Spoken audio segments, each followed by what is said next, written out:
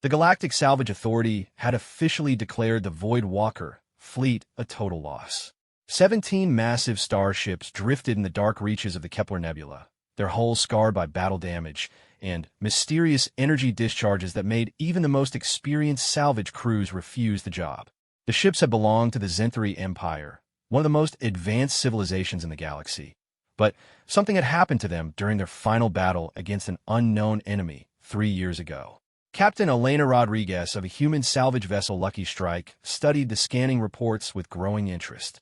Her ship was small compared to the abandoned fleet, barely a quarter the size of the smallest Zenthari vessel. But she had something the other salvage crews lacked: desperation and curiosity in equal measure. Humanity was still new to the galactic community, having achieved faster-than-light travel only 50 years ago, and they were constantly struggling to prove themselves worthy of respect among the established alien civilizations. "Captain, those readings don't make sense," said her chief engineer, Marcus Chun, as he reviewed the sensor data for the third time. "The ships show massive energy signatures, but they're completely dark. No life signs, no active systems, nothing that should be generating that kind of power." Elena nodded, her dark eyes reflecting the strange blue glow emanating from the distant fleet. The other members of her crew gathered around the central display, their faces showing a mixture of excitement and apprehension. There was something deeply unsettling about the way the abandoned ships seemed to pulse with an inner light, as if they were breathing in the vacuum of space. "What happened to the Zenthari crews?" asked Dr. Sarah Kim, the ship's xenobiologist and the newest member of their team. "The reports say they just vanished without a trace." According to the Galactic Authority, the entire fleet went silent during a battle with an unidentified enemy, Elena explained, pulling up the official incident report. When rescue ships arrived 3 days later, they found the fleet intact but completely abandoned. No bodies, no escape pods launched, no distress signals. It was as if over 50,000 Zenthari personnel simply disappeared into thin air. The silence that followed was heavy with implications. The Zenthari were known throughout the galaxy for their discipline and advanced technology. They were not a species that abandoned their ships lightly, and their military protocols were legendary for their thoroughness. For an entire fleet to be found empty suggested something far more sinister than a conventional battle. The other salvage crews reported equipment malfunctions and strange phenomena when they attempted to board, Marcus added, consulting his tablet.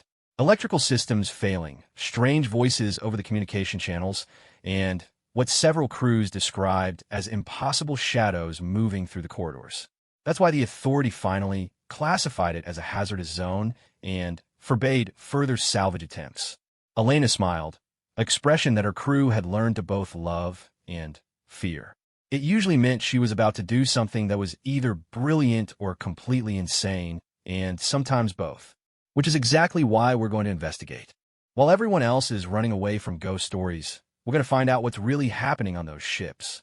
The Lucky Strike was not an impressive vessel by galactic standards, but it had been heavily modified by its human crew to handle situations that other species found impossible or too dangerous. Where other salvage ships relied on advanced alien technology, Elena's team had developed their equipment using human ingenuity and a willingness to take risks that other species found reckless. As they approached the first ship in the formation, a massive Zenthari battlecruiser called the Eternal Vigilance, the strange energy readings became even more pronounced. The ship's hull was intact except for a few scorch marks that suggested energy weapon impacts, but there was no visible damage that would explain why it had been abandoned. "I'm picking up some kind of interference," reported Lieutenant James Parr from his position at the communication station. "It's almost like there's something trying to communicate, but the signal is too distorted to make out." Elena frowned, studying the readouts more carefully. There was definitely something unusual about the electromagnetic patterns surrounding the fleet. They seemed to pulse in a rhythm that was almost organic, as if the ships themselves were alive and breathing. It was unlike anything in the standard databases of known phenomena. "Take us closer to the docking bay," she ordered. "But keep the engines warm and be ready to pull back if anything goes wrong." As the Lucky Strike maneuvered toward the battlecruiser's main docking bay, the strange energy readings intensified. The crew could feel a subtle vibration through the ship's hull, and several of the more sensitive instruments began showing readings that defied conventional physics. It was as if space itself was somehow thicker around the abandoned fleet, filled with an invisible presence that seemed to watch their approach. The docking bay was cavernous and empty, designed to accommodate dozens of smaller craft. Their ship looked tiny as it settled onto the deck, dwarfed by the massive alien architecture. The artificial gravity and atmosphere were still functioning, which was unusual for an abandoned vessel, but not completely unprecedented. Atmospheric readings are normal for Zenthari standards, Dr. Kim reported. Slightly higher oxygen content than we're used to, but well within safe parameters. Temperature is a bit cool, but that's typical for their ships. Elena stood and began checking her equipment. As the captain, she would lead the initial boarding party, accompanied by Marcus and Dr. Kim. The rest of the crew would remain aboard the Lucky Strike to monitor their progress and maintain communication. Remember, we're here to investigate and salvage, not to play hero, she reminded her team as they prepared to disembark. If we encounter anything dangerous, we retreat immediately. These ships might be abandoned, but that doesn't mean they're safe. The airlock cycled open with a soft hiss, revealing a dimly lit corridor that stretched away into the depths of the alien ship. Emergency lighting cast eerie shadows on the walls, and the silence was so complete that their footsteps seemed unnaturally loud. The architecture was distinctly Zenthari, with flowing lines and organic curve that made the corridors feel more like the interior of some vast creature than a mechanical construct. As they moved deeper into the ship, the team began to notice subtle signs that something was wrong. Personal belongings were scattered in the corridors as if their owners had dropped them in haste, but there were no signs of struggle or violence. Computer terminals flickered with data that scrolled too quickly to read, and several times they heard what sounded like distant voices speaking in the musical Zenthari language. "Captain, I'm getting some very unusual readings on my scanners," Marcus whispered, his voice barely audible in the oppressive silence. "There's definitely some kind of energy field permeating the entire ship, but it doesn't match any known technology in the databases." Dr. Kim was examining one of the abandoned workstations when she suddenly froze. "Captain, you need to see this," she called out, her voice tight with excitement and concern. The computer logs show that the crew didn't abandon the ship. According to these records, they're still here. Elena hurried to her position and studied the display. The ship's internal sensors were indeed showing over 3,000 life signs distributed throughout the vessel. But when they looked around, the corridors remained empty and silent. The readings showed Zenthari biosignatures at locations they had already passed through, yet they had seen no one. "That's impossible," Marcus muttered, checking his own instruments. "These readings would indicate that we're surrounded by living beings, but there's clearly no one here." As if in response to his words, the lights in the corridor began to flicker more rapidly, and a soft humming sound filled the air. It was not mechanical, but rather seemed to come from everywhere at once, as if the ship itself were singing. The sound was hauntingly beautiful, with harmonies that seemed to resonate directly in their bones. Dr. Kim's scanner began beeping frantically as the energy readings spiked to levels that should have been impossible for the instrument to detect. "Captain, whatever's happening, it's getting stronger. The energy field is becoming more concentrated, and I'm starting to pick up what might be coherent electromagnetic patterns." Elena made a decision that would change everything. Instead of retreating to their ship as protocol dictated, she stepped forward into the center of the corridor and spoke directly to the empty air around them. "If someone is here, we're not your enemies. We're humans, and we came here to understand what happened to your fleet. Can you communicate with us?" The response was immediate and overwhelming. The humming sound intensified into a complex harmonic structure that seemed to carry meaning, while the lights began to pulse in patterns that were clearly deliberate. The air itself seemed to shimmer, and for just a moment, the humans caught glimpses of translucent figures moving through the corridors around them. Dr. Kim's instruments were going completely haywire, but she managed to make a startling discovery. "Captain, I think I understand what we're dealing with. The energy signatures match theoretical models for quantum consciousness displacement. These aren't ghosts in any supernatural sense, but they might be the actual consciousness patterns of the missing Zenthari crew, somehow separated from their physical bodies and existing as pure information within the ship's systems." The implications were staggering. If Dr. Kim was correct, then the abandoned fleet wasn't truly abandoned at all.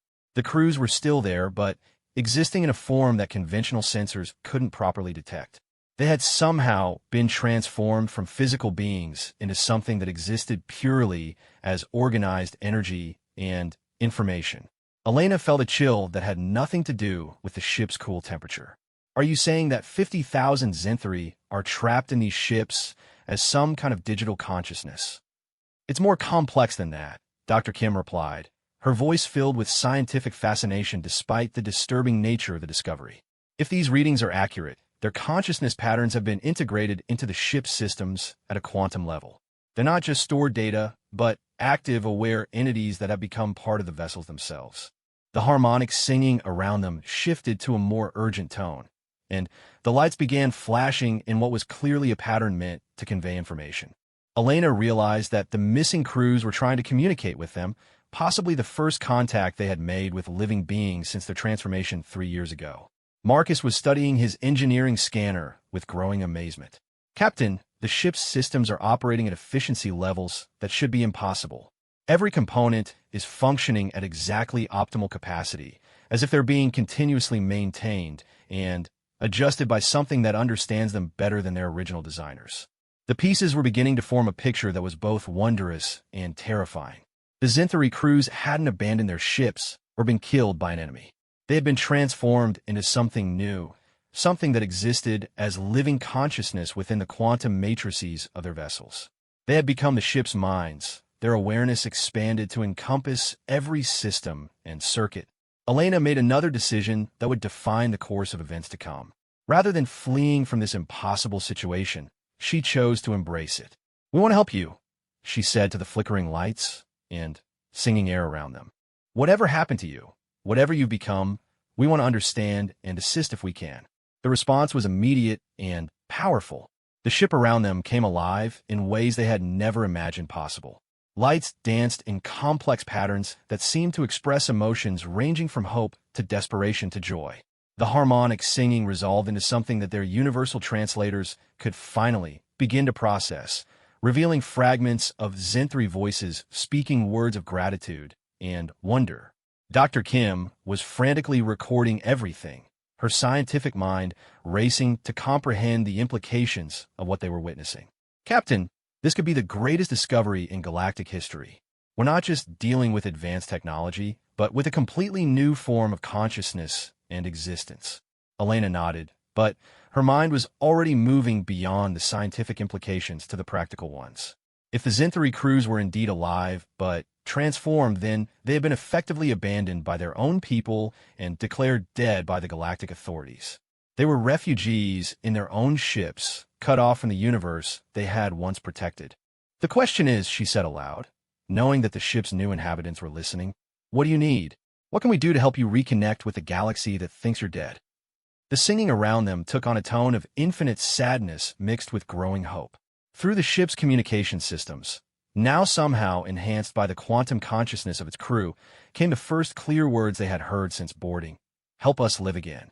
Help us serve once more. We are still Zenthari. We are still loyal. We still fight." Elena smiled, recognizing the tone of warriors who had never truly surrendered despite being transformed beyond recognition. "Then, let's figure out how to make that happen.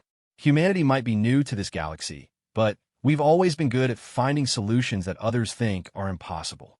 As the three humans stood in the corridor of the Zenthari battlecruiser, surrounded by the consciousness of beings who had transcended physical death, none of them could have imagined how this encounter would change not only their own lives, but the entire balance of power in the galaxy. They had come looking for salvage and had instead found something far more valuable. Allies who existed beyond the normal constraints of life and death, and who would soon teach humanity that there were forms of existence more powerful than anything their enemies could imagine. The investigation had only just begun, but already Elena knew that they were standing at the threshold of something that would redefine what it meant to be alive in a universe where consciousness could exist independent of flesh and blood. The abandoned fleet was about to become something entirely new, a hybrid force combining human ingenuity with Zenthari technology and the unlimited potential of beings who had transcended physical limitations.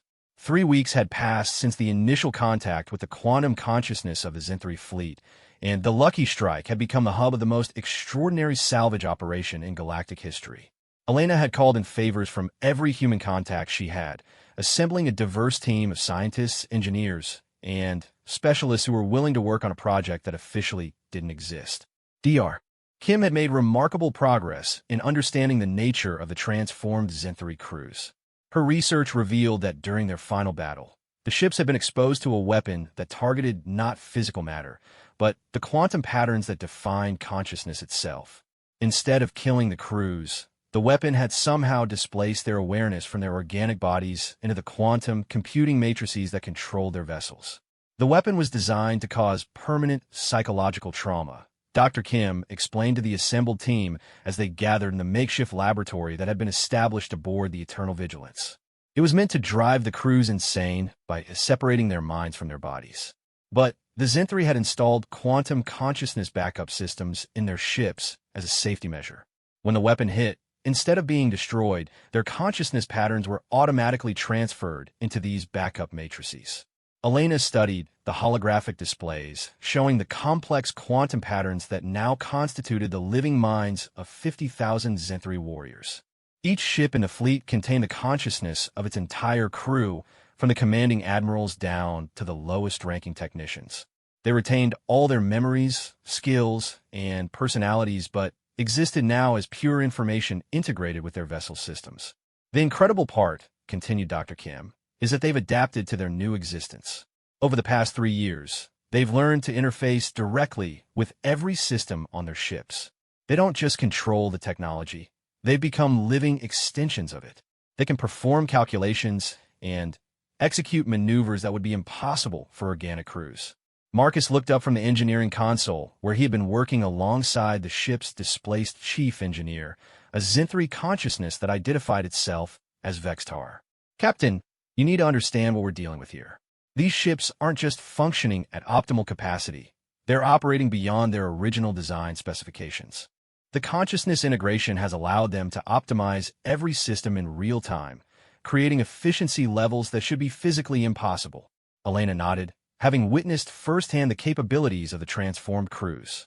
The ship they were aboard could now execute maneuvers that would have torn apart its hull under normal circumstances, because every structural stress was instantly compensated for by micro-adjustments to the inertial dampeners and structural integrity fields. The consciousness of the crew had become a distributed intelligence that knew and controlled every molecule of their vessel. The question, said Dr. Kim, is what they want to do with these abilities. From what I've been able to determine through communication with them, they still consider themselves active members of the Zenthri military.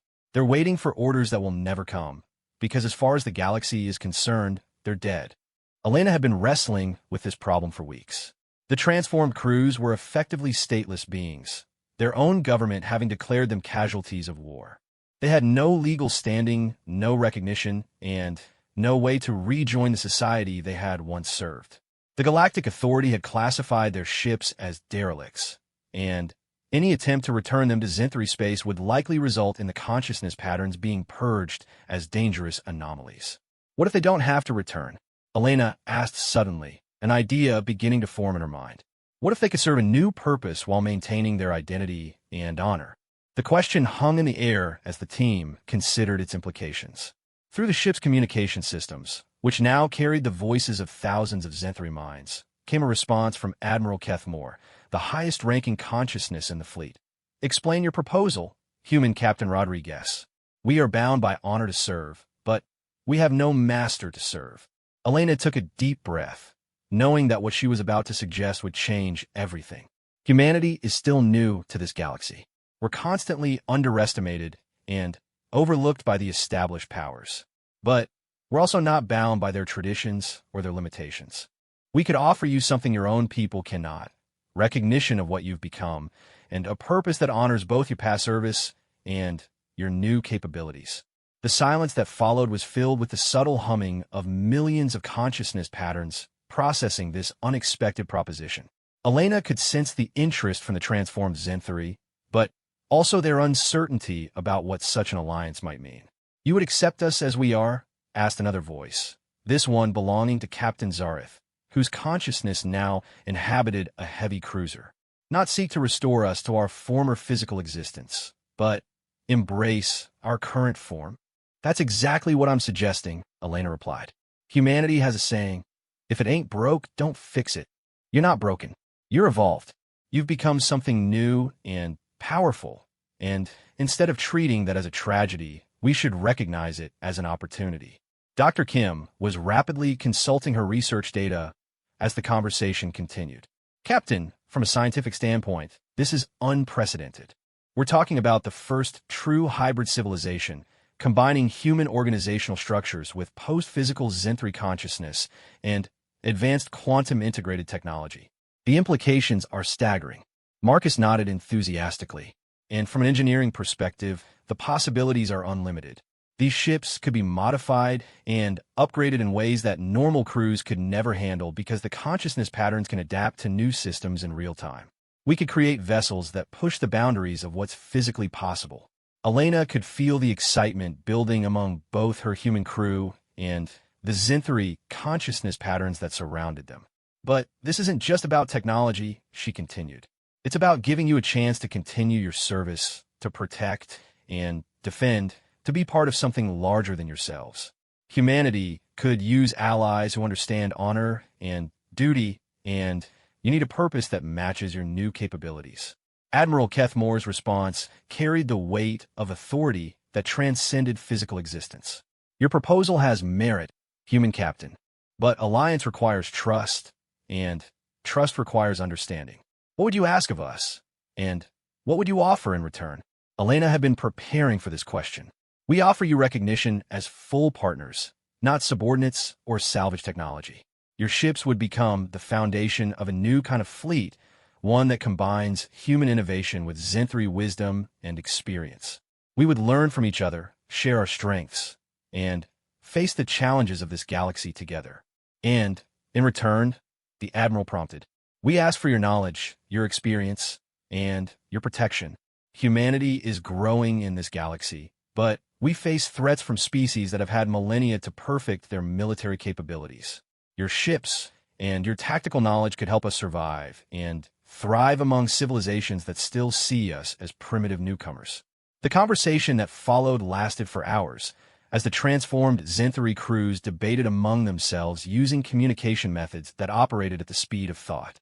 Elena and her team waited patiently, understanding that they were proposing something that had never been attempted before: the voluntary integration of two completely different species and forms of existence into a unified military force. During the deliberation, Dr. Kim made another startling discovery. Captain, I've been analyzing the quantum patterns more closely, and I think I understand why the weapon that transformed them ultimately failed to achieve its intended purpose. The Zenthri consciousness patterns aren't just individual minds stored in computer systems. They've begun to network together, sharing thoughts and experiences across the entire fleet. Elena turned to her with intense interest. What does that mean exactly? It means they're not 50,000 separate individuals anymore, Dr. Kim explained. They're becoming something like a collective intelligence, but one that preserves individual identity while allowing instant communication and coordination between all members. Every ship in the fleet can share tactical information, technical expertise, and strategic planning in real time. Marcus whistled softly. That would make them incredibly effective in combat situations. Perfect coordination between 17 capital ships, with no communication delays or misunderstandings. But it also means, Dr. Kim continued, that if they agree to alliance with us, they're not just bringing their ships and their individual expertise. They're bringing a new form of consciousness that could revolutionize how we think about cooperation and coordination in complex operations. When a Zenthri finally reached their decision, Admiral Kethmore's voice carried a tone of formal ceremony that transcended the electronic medium through which it was transmitted. Human Captain Rodriguez, we have reached consensus. Your proposal is acceptable, but with conditions. Elena straightened, recognizing the moment for what it was: the potential birth of something unprecedented in galactic history. I'm listening. We will maintain our identity as Zenthri warriors, but we will serve under the banner of this new alliance. We require assurance that our consciousness patterns will be respected and protected, never to be treated as mere computer programs or artificial intelligences. We are transformed, but we remain who we were. Agreed completely, Elena responded without hesitation. Second, we require that this alliance be built on equality and mutual respect. We will not serve as weapons to be deployed by human commanders who do not understand our nature or capabilities. Partnership means shared decision-making and shared responsibility. Elena nodded. That's exactly what we want. We're not looking for servants. We're looking for allies. Finally, the Admiral continued, we require assurance that if a method is ever found to restore our physical forms, we will be free to choose our own path, whether that means returning to our people or continuing with this alliance. Of course, Elena agreed. This is about choice and mutual benefit, not permanent binding. The silence that followed was filled with anticipation from both sides. Then, slowly, the lights throughout the ship began to pulse in a complex pattern that Elena had learned to recognize as the Zinthri expression of formal agreement and acceptance. Then, let it be recorded in the quantum matrices that preserve our essence, Admiral Kethmore announced, that the ships of the lost Zinthri fleet hereby enter into alliance with humanity to serve together in the protection of the innocent and the advancement of civilization among the stars. Elena felt a profound sense of history being made as the words echoed through the ship's corridors. Around her, her human crew members were grinning with excitement and apprehension in equal measure, while the ship itself seemed to hum with approval from its transformed inhabitants. Welcome to the future, Elena said aloud, addressing both her human crew and their new Zinthri partners. I have a feeling we're about to show this galaxy some things it has never seen before. Dr. Kim was already beginning to plan the research that would be necessary to formalize the integration of the two species' technologies and operational methods. Marcus was discussing with Vextar the modifications that would be needed to accommodate human crew members aboard Zinthri vessels. And Elena was beginning to realize that what had started as a simple salvage operation was about to become the foundation of a new power in the galaxy. The abandoned fleet was no longer abandoned. It had become the nucleus of something entirely new, a hybrid force that combined the best aspects of human adaptability and Zinthri discipline, united by shared purpose and mutual respect. The galaxy was about to discover that sometimes the things people choose to abandon come back stronger than ever before. 6 months after the historic alliance was formed, the hybrid human Zinthri fleet had become a force unlike anything the galaxy had ever seen. The 17 ships had been extensively modified with human technology, while human crew members had learned to work alongside their quantum consciousness partners in ways that pushed both species beyond their previous limitations. Admiral Elena Rodriguez stood on the bridge of the Eternal Vigilance, now designated as the flagship of what had officially become known as the Quantum Alliance Fleet. The bridge had been redesigned to accommodate both human and Zinthri operational requirements, with traditional control stations integrated alongside quantum interface nodes that allowed the consciousness patterns to manifest as holographic projections when needed for face-to-face communication. Admiral, we're receiving a priority transmission from Earth Defense Command, reported Commander Sarah Kim, who had been promoted to serve as the fleet's chief science officer. They're requesting immediate assistance with a situation developing in the Arcturus sector. Elena nodded, her expression growing serious as she reviewed the incoming data. The message contained details about a massive pirate fleet that had been terrorizing human colonies along the Outer Rim, hitting targets with sophisticated tactics and advanced weaponry that suggested they were being supplied by one of the major galactic powers. What's our current operational status? Elena asked, addressing both her human crew and the Zinthri consciousness patterns that were always present on the bridge. Admiral Kethmore materialized as a blue holographic projection beside her, his image flickering slightly as it stabilized. All vessels are at full operational capacity. Our quantum consciousness integration has eliminated the need for traditional maintenance schedules, as we can continuously optimize and repair our systems at the molecular level. Elena still found it remarkable how the transformed Zinthri had adapted to their new existence. Rather than lamenting their lost physical forms, they had embraced their quantum nature and developed capabilities that far exceeded what they had possessed as organic beings. They could process information at incredible speeds, coordinate complex maneuvers across multiple ships simultaneously, and interface directly with any technology that contained quantum processing elements. The pirate fleet consists of 47 vessels of various classes, reported Lieutenant Commander Marcus Chun from his engineering station. Intelligence suggests they're using hit-and-run tactics, striking isolated colonies, and disappearing before defense forces can respond. Traditional pursuit has been ineffective because they seem to have inside information about fleet movements. Elena studied the tactical displays, her mind already working through possible strategies. Keth Moore, what's your assessment?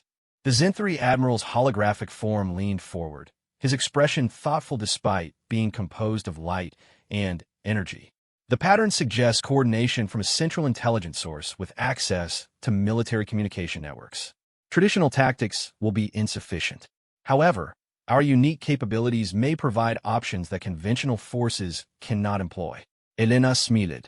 Over the past months, she had learned that the most effective strategies often emerge from combining human intuition with Zinthri analytical precision. What do you have in mind? Our consciousness patterns can interface directly with quantum communication networks across vast distances, Keth Moore explained. We can establish a surveillance network that monitors pirate movements in real time while remaining completely undetectable to conventional sensors. This would allow us to predict their next target and position our forces accordingly. Dr. Kim looked up from her science station with excitement. Admiral, if we could implement that kind of monitoring capability, we'd essentially create a security network that could protect the entire outer rim. The implications for colonial defense would be revolutionary. Elena was already beginning to see the broader potential. And it's something only we can do because of our unique composition. Traditional fleets would need massive infrastructure to establish that kind of monitoring network. Precisely, agreed Captain Zareth, whose consciousness manifested as another holographic projection on the bridge. Our quantum nature allows us to exist simultaneously across multiple locations within the same quantum field. We could be watching everywhere at once while appearing to be nowhere. Elena made her decision quickly. Set course for the Arcturus sector. But we're not going to chase these pirates around the outer rim playing reactive defense. We're going to turn the tables and hunt them down using capabilities they can't even imagine. The journey to the outer rim took 3 days, but the fleet used that time to implement their new quantum surveillance strategy. The Zinthri consciousness patterns extended their awareness through quantum fields that permeated the target region, creating an invisible network that could monitor ship movements, communication transmissions, and energy signatures across dozens of star systems simultaneously. Elena watched in fascination as holographic displays showed the gradual construction of this surveillance network. The transformed Zinthri were essentially becoming living extensions of space itself, their consciousness patterns distributed across vast distances while maintaining their individual personalities and decision-making capabilities. Network establishment complete, reported Keth Moore after the 3rd day. We now have comprehensive monitoring coverage across the entire Arcturus sector. The pirates will be unable to move without our knowledge. Almost immediately, the network began providing results. The quantum surveillance detected a pirate fleet preparing to attack a mining colony in the Kepler 438 system, but also revealed something more concerning. The pirates were being guided by encrypted transmissions originating from a Valith Dominion cruiser operating deep within supposedly in neutral space. The Valith are backing them, Elena said grimly, studying the intelligence data. That explains the advanced tactics and equipment. The Valith Dominion was one of the most powerful military civilizations in the galaxy, known for their aggressive expansionism and their contempt for younger species like humanity. They had consistently opposed human expansion into the outer rim, but had avoided direct military confrontation due to the political complications it would create. Using pirates as proxies allows them to attack human colonies without officially violating their non-aggression treaties with Earth, observed Dr. Kim. It's a clever strategy, if morally reprehensible. Elena felt a cold anger building as she contemplated the implications. The Valith were essentially using human colonists as pawns in a larger game, attacking innocent civilians to slow human expansion without risking open war. How many ships are we facing? 47 pirate vessels of various classes, plus the Valith cruiser that's providing coordination, reported Captain Zareth.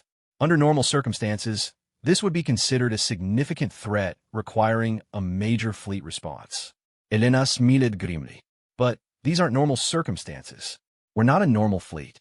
She turned to address both her human crew and the Zinthri consciousness patterns throughout the ship.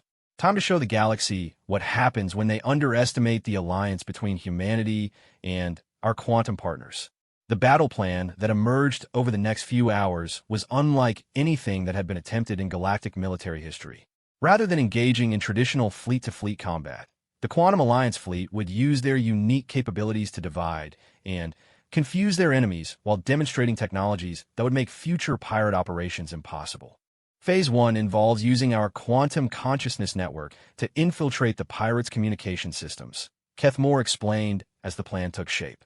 We can introduce false information, disrupt their coordination, and create confusion about the location and strength of our forces. Elena nodded approvingly. While they're dealing with communication breakdown, we implement Phase 2, selective targeting. Instead of announcing our presence with traditional attacks, we use quantum teleportation technology to place boarding teams directly aboard key vessels. Dr. Kim looked up with concern. Admiral, quantum teleportation of living beings is still experimental. The risk factors are significant, which is why only volunteers will participate, Elena replied. And they'll be working alongside Zinthri consciousness patterns that can provide real-time navigation and support through quantum interface systems. The beauty of the plan was its unprecedented nature. The pirates and their Veilith controllers were prepared to face conventional fleet tactics. They had never encountered an enemy that could exist simultaneously across multiple dimensions of space, infiltrate their communications at the quantum level, and deploy boarding parties that materialized directly inside their ships. As the Quantum Alliance fleet moved into position, Elena felt a profound sense of anticipation. This would be their first major military operation since the Alliance was formed, and it would serve as both a test of their capabilities and a demonstration to the galaxy that humanity and their quantum partners represented something entirely new in galactic warfare. All ships report ready, announced Marcus from a station. Quantum Surveillance Network confirms pirate fleet is approaching the Kepler 438 mining colony as predicted. Estimated time to target, 47 minutes. Elena took a deep breath, knowing that the next few hours would determine not only the fate of the mining colony, but also the future reputation of the Quantum Alliance fleet. Begin Phase 1. Let's show these pirates what happens when they threaten innocent civilians under our protection. The battle began not with weapons fire or dramatic maneuvers, but with the subtle infiltration of the pirate fleet's communication networks by consciousness patterns that existed as pure information. Within minutes, the coordinated pirate attack began to deteriorate as ships received conflicting orders, navigation data became corrupted, and their command structure collapsed under the weight of information warfare conducted at a level they couldn't even detect. Elena watched with satisfaction as the pirate formation began to break apart, individual ships veering off course or slowing to deal with apparent technical malfunctions. Phase 2 initiation in 30 seconds, she announced. Across the bridge, both human and holographic Zinthri crew members prepared for an operation that would redefine the possibilities of military action in the modern galaxy. The abandoned fleet that had once been considered a total loss was about to prove that sometimes the most powerful weapons are the ones your enemies never see coming. The quantum teleportation began with a sensation unlike anything Elena had ever experienced. One moment she was standing in the teleportation bay of the Eternal Vigilance, surrounded by the blue glow of quantum field generators, and the next she was materializing inside the command center of the pirate flagship, accompanied by a combat team of her best Marines, and guided by the consciousness pattern of Captain Zareth. The pirates were completely unprepared for an attack that bypassed all their shields and defensive systems. Before they could even understand what was happening, Elena's team had secured the bridge, and Captain Zareth's quantum presence had infiltrated the ship's computer systems, taking control of weapons, navigation, and communications. "Surrender immediately, or we will disable your ship's life support," Elena announced, her voice carrying the authority of someone who commanded technologies the pirates couldn't begin to understand. Around her, the ship's lights flickered as Zareth's consciousness asserted control over every electronic system.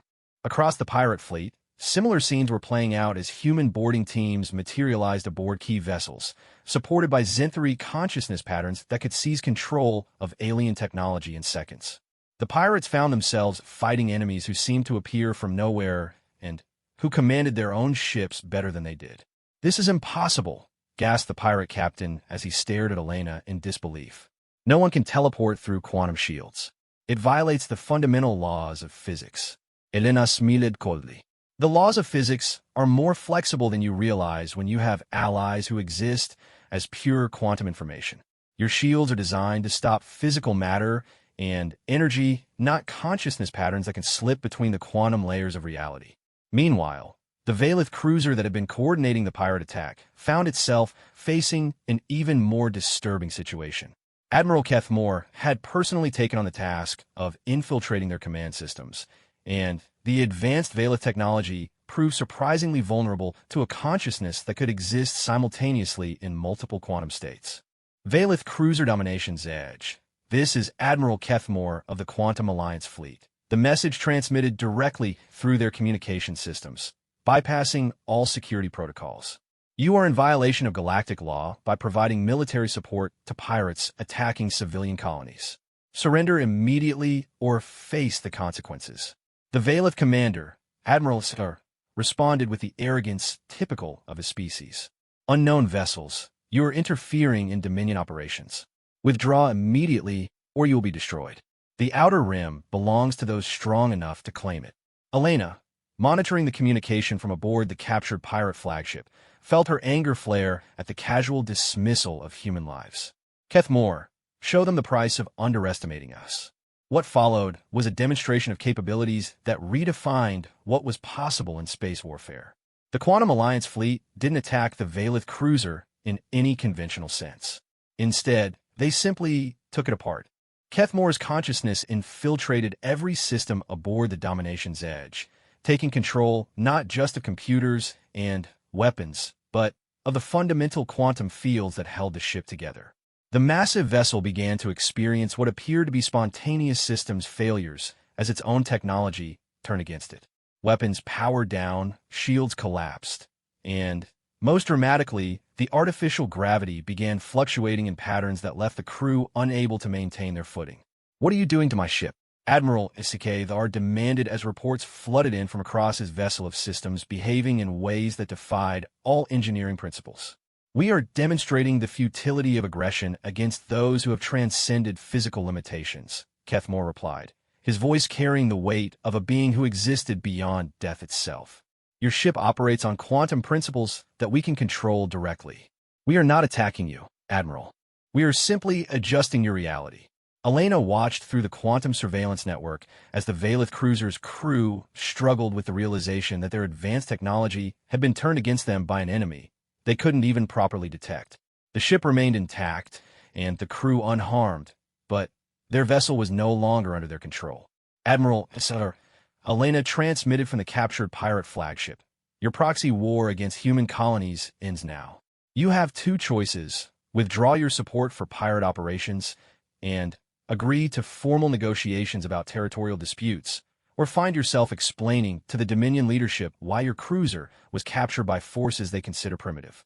The silence that followed was filled with the weight of shifting galactic politics. For the first time in their history, the Valeth Dominion had encountered an enemy capable of defeating them without firing a single conventional weapon.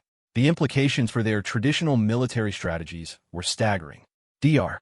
Kim's voice came through Elena's communication system from the Eternal Vigilance. "Admiral, I'm detecting massive quantum signature fluctuations from the Valeth cruiser. Their quantum core is destabilizing." Elena immediately contacted Kethmore. "Can you stabilize their systems? We want them defeated, not dead." "Of course," Kethmore replied, and Elena could hear what might have been amusement in his quantum-generated voice. "Their technology is crude compared to what we have become, but it is adequate for their needs. I am simply ensuring they understand the flexibility of quantum engineering." Within seconds, the Valeth cruiser's system stabilized, but now under the complete control of the Xanthari consciousness.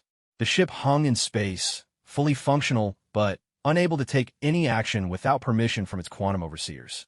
"This is an act of war," Admiral Sidar transmitted, but his voice carried less conviction than before. The Dominion will not tolerate this humiliation. Elena's response was calm and measured, carrying the authority of someone who had just fundamentally shifted the balance of power in this region of the galaxy. Admiral, you attempted to destroy human colonies using proxy forces. We have responded by demonstrating capabilities that make such attacks futile. You can characterize this as an act of war if you choose, but we prefer to think of it as an educational experience. Around the battlefield, the pirate fleet had been completely neutralized without a single ship being destroyed or crew member killed. Human boarding teams, supported by Zenthari consciousness patterns, had taken control of every vessel while demonstrating technologies that seemed like magic to their captives. The pirates found themselves prisoners aboard their own ships, unable to use their own equipment while their captors operated everything with perfect efficiency. "What are you?" whispered one pirate as he watched Elena's marine coordinate with empty air that occasionally shimmered with holographic projections. "What have you become?" Elena considered the question seriously. 6 months ago, she had been a simple salvage captain struggling to make a living on the galactic frontier. Now she commanded forces that could defeat established military powers through technologies that transcended conventional understanding of physics and warfare. "We're what happens when humans refuse to accept limitations," she finally answered. "We're what emerges when two species choose cooperation over conquest. We're the future of galactic civilization, whether the established powers recognize it or not." Admiral Isikadar finally broke his silence with a transmission that would echo through diplomatic channels for years to come. "What terms do you offer for the release of my vessel and crew?" Elena exchanged glances with the holographic projection of Admiral Kethmore that had materialized beside her. They had discussed this moment during their planning sessions, knowing that the outcome of this battle would establish precedents for future interactions with hostile galactic powers. "Simple terms," Elena replied. "Complete withdrawal of Dominion support for pirate operations against human colonies. Formal recognition of human territorial claims in the Outer Rim. And, most importantly, acknowledgement that the Quantum Alliance fleet is a legitimate military force entitled to respect under galactic law." "And if we refuse?" Esikar asked, though his voice suggested he already knew the answer. Elena's smile was visible even through the quantum communication link. "Then you can explain to the Dominion Council why their most advanced cruiser is being escorted to Earth by enemies they've never heard of, operated by technologies they can't understand, and crewed by consciousness patterns that don't technically exist according to galactic law." The pause that followed was filled with the sound of galactic politics shifting on their foundations. For centuries, species like the Valith had maintained their power through superior technology and military force. The emergence of the Quantum Alliance fleet represented something entirely new, a force that could defeat advanced civilizations not through superior firepower, but through capabilities that operated beyond conventional understanding of reality itself. Dr. Kim's excited voice came through Elena's communicator. "Admiral, we're receiving transmissions from across this sector.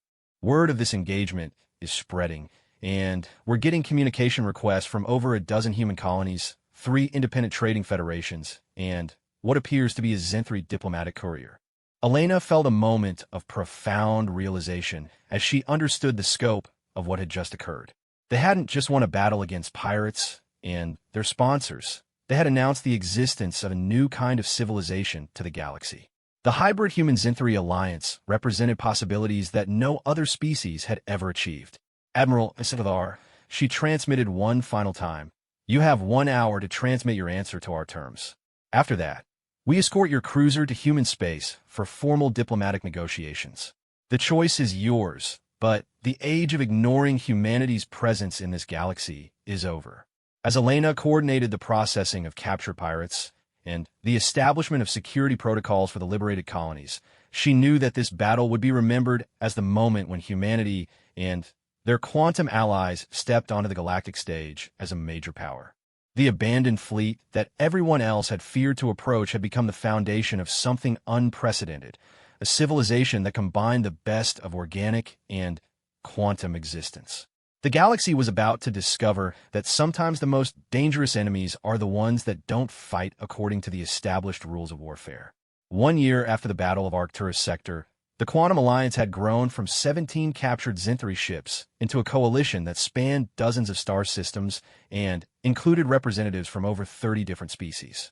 Admiral Elena Rodriguez stood in the Grand Assembly Hall of Unity Station, a massive space habitat that had been constructed through the combined efforts of human engineering and Zinthri quantum consciousness manipulation.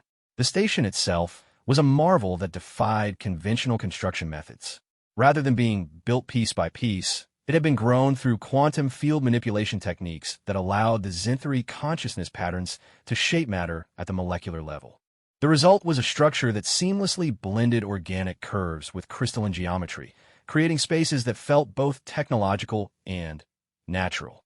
The Galactic Council has formally requested a meeting to discuss the Alliance's status under galactic law, reported Ambassador Sarah Kim, who had transitioned from a role as Chief Science Officer to become humanity's primary diplomatic representative to the quantum civilization they had helped create. They're finally ready to acknowledge that we exist. Elena smiled as she reviewed the formal diplomatic communications that had been arriving daily from across the galaxy. The major powers had initially tried to dismiss the Quantum Alliance as a temporary anomaly, but the past year had made it impossible to ignore their growing influence and capabilities. The Alliance had intervened in 17 major conflicts, always on the side of protecting civilian populations and promoting peaceful resolution of disputes. They had also shared their quantum consciousness technology with any species willing to use it for constructive purposes, leading to breakthrough advances in medicine, engineering, and space exploration that benefited the entire galactic community. What's particularly interesting, added Dr. Kim, who had maintained her research position while also serving in the diplomatic corps, is that 3 more species have successfully integrated quantum consciousness patterns into their fleet operations. The technology is spreading, and each implementation brings new innovations. Elena nodded, studying the holographic displays that showed the current disposition of Alliance forces throughout their territory. The original 17 Zinthri ships have been joined by vessels from a dozen other species, all modified to accommodate quantum consciousness integration. The result was a fleet of unprecedented diversity and capability. Admiral Keth Moore materialized beside her as a sophisticated holographic projection, his image now more stable and detailed than ever before. Over the past year, the Zinthri consciousness patterns had continued to evolve, developing new capabilities and refining their integration with both technology and their human partners. The Council's request is motivated by necessity rather than courtesy, Keth Moore observed. Our intervention in the Rigel crisis prevented a war that would have destabilized 3 entire sectors. They can no longer pretend that we are merely a regional curiosity. The Rigel crisis had been the Alliance's most significant operation to date, when 2 major galactic powers had been preparing for war over contested mining rights. The Alliance had intervened with a solution that seemed impossible. They had used quantum consciousness patterns to explore alternative dimensions where the disputed resources existed in abundance, then engineered a series of dimensional rifts that provided both sides with access to unlimited materials.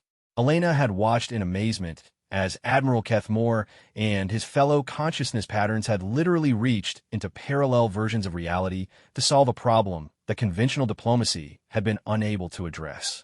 It was a demonstration of capabilities that forced the entire galaxy to reconsider their understanding of what was possible. How many requests for Alliance membership are we currently processing? Elena asked, though she suspected she already knew the answer would be significant. 47 formal applications, with an additional 133 informal inquiries, replied Captain Zareth, whose consciousness now inhabited a hybrid vessel that had been constructed specifically to serve as a mobile embassy. The criteria we established for membership are proving popular. Commitment to protecting civilian populations, willingness to share technology for peaceful purposes, and acceptance of quantum consciousness integration for at least a portion of their fleet personnel. Elena reflected on how dramatically the galactic political landscape had changed since their first contact with the transformed Zinthri fleet. What had begun as a desperate salvage operation had evolved into a new form of civilization that offered species throughout the galaxy an alternative to the traditional power structures based on military dominance and territorial expansion. The most remarkable development, noted Dr. Kim, is that we're seeing voluntary consciousness transfer among several species. Individuals are choosing to undergo the quantum transformation in order to gain the enhanced capabilities and expanded awareness it provides. This had been perhaps the most unexpected outcome of the Alliance's formation. Rather than viewing the quantum consciousness state as a tragic loss of physical existence, many beings throughout the galaxy had begun to see it as an evolution toward a higher form of existence. The transformed individuals retained their personalities and memories while gaining abilities that transcended biological limitations. We've also received formal recognition from a Zenthari Empire, Admiral Kethmore announced, his holographic features showing satisfaction that transcended his quantum nature. They have acknowledged that we represent a legitimate continuation of Zenthari military tradition and have granted us full diplomatic status. Elena felt a surge of emotion at this news. The recognition from the Zenthari Empire meant that Admiral Kethmore and his fellow consciousness patterns were no longer stateless beings, but recognized representatives of their people. It was a form of closure that had seemed impossible when they first encountered the abandoned fleet. What was their reaction to learning about your transformation? Elena asked. Initially, shock and disbelief, Kethmore replied.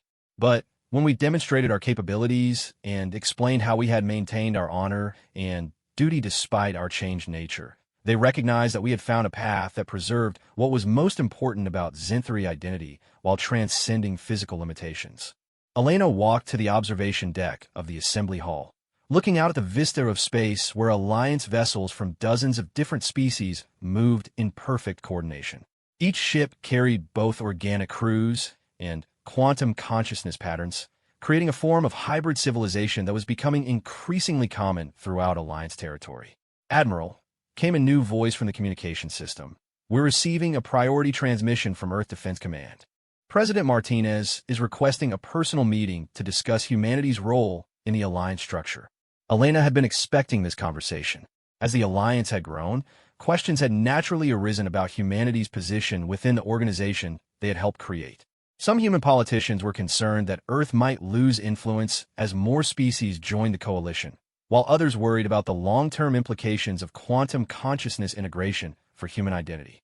Schedule the meeting for next week, Elena replied. But make it clear that any discussions about humanity's role must include our Zenthari partners. This alliance was built on equality and mutual respect, and those principles are not negotiable.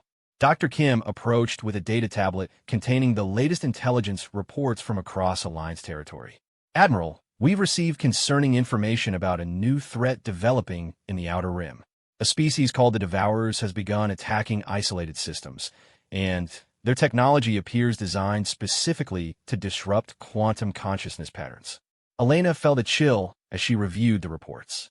The attacks described in the intelligence briefings were unlike anything the Alliance had encountered before. The Devourers appeared to be using weapons that could permanently destroy quantum consciousness patterns, effectively killing beings like the Zenthari in ways that conventional weapons could not. This could be the weapon system that originally created us, observed Admiral Kethmore, his holographic form flickering slightly as he processed the disturbing information. If the Devourers possess the technology that displaced our consciousness from our original bodies, they represent a fundamental threat to our existence. Elena studied the tactical assessments more closely. The Devourers appeared to be a nomadic species that consumed entire civilizations, leaving behind only empty star systems. Their attacks followed a pattern of overwhelming force combined with technology that seemed specifically designed to counter the kinds of advanced consciousness-based defenses that the Alliance had pioneered. This might be why the galaxy has never seen quantum consciousness integration before, Elena realized. If there's a species out there that specializes in destroying consciousness-based civilizations, it would explain why no one has successfully developed these technologies until now. The implications were sobering. The Quantum Alliance had achieved unprecedented capabilities by integrating consciousness and technology in ways that transcended traditional limitations. But if the Devourers possessed weapons specifically designed to counter these advantages, the Alliance might face its first true existential threat. How long before they reach Alliance territory? Elena asked.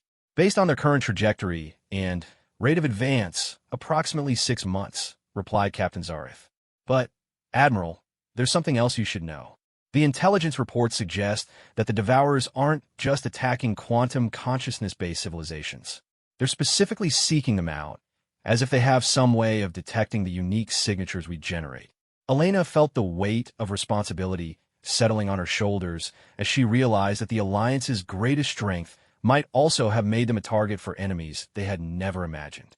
The quantum consciousness integration that had given them unprecedented capabilities might also have marked them for destruction by beings who viewed their existence as a threat to be eliminated. "Send word to all Alliance vessels," Elena ordered. "Full defensive posture and begin preparations for coordinated response to an enemy with unknown capabilities. And contact the Galactic Council immediately. If the Devourers are as dangerous as these reports suggest, this isn't just an Alliance problem. It's a threat to every advanced civilization in the galaxy." As Elena looked out at the Alliance fleet positioning itself for humanity's first encounter with an enemy that threatened their very existence, she reflected on the journey that had brought them to this point. What had started as a simple salvage operation had become the foundation of a new kind of civilization, one that combined the best aspects of multiple species while transcending traditional limitations of biology and technology. Now that civilization faced its greatest test, against an enemy that seemed designed specifically to destroy everything they had built together. But Elena had learned something important over the past year. When humans and their allies faced impossible odds, they had a tendency to discover capabilities they never knew they possessed. The abandoned fleet that had once been considered haunted was about to prove once again that the most dangerous enemies are the ones that refuse to stay dead when others try to bury them. The galaxy was about to witness whether the alliance between humanity and the quantum consciousness of Zenthri could survive against an enemy that existed specifically to destroy their kind of hybrid civilization. The final battle for the future of consciousness itself was about to begin, and Elena Rodriguez intended to make sure that freedom and cooperation would triumph over those who sought to limit the evolution of galactic civilization. The ghosts that humanity had recruited instead of abandoning were ready to prove that death was just another limitation to be transcended in the service of protecting those they had sworn to defend.